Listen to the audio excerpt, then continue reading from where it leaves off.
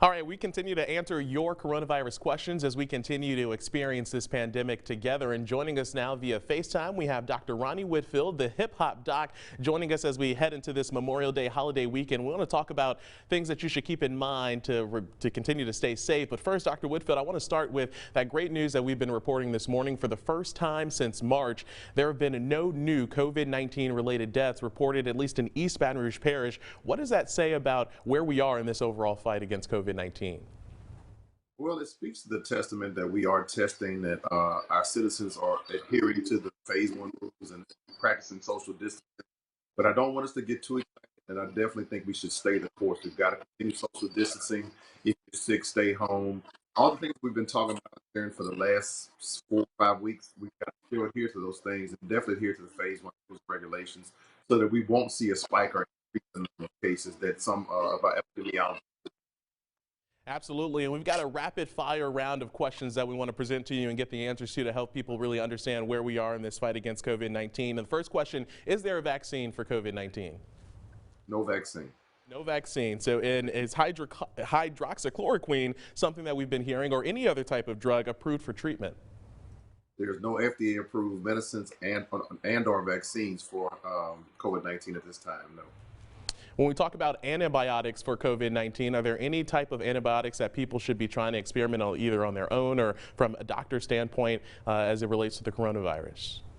There are no antibiotics that treat COVID-19. Antibiotics have been used to treat pneumonias that are associated with the disease, but no antibiotics treat COVID.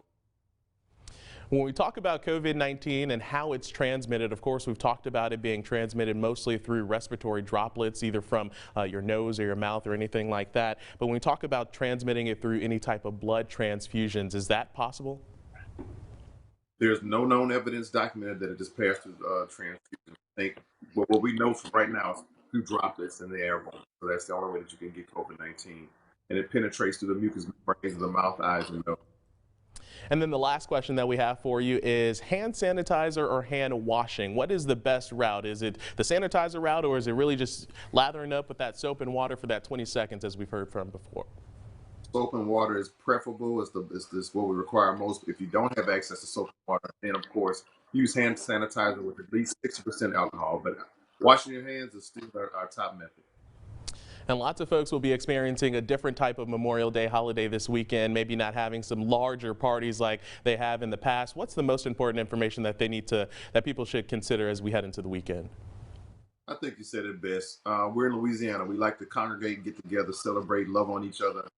Loving each other this holiday weekend might be not having as many folks together. If you are sick, stay home. We can still FaceTime, call each other.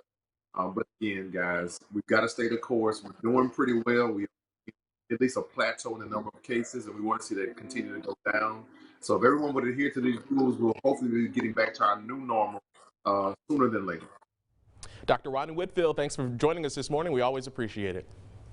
Thank you so much. Have a great day. You too, and a great weekend. We will take a quick break. We'll be back with a look at your morning headlines.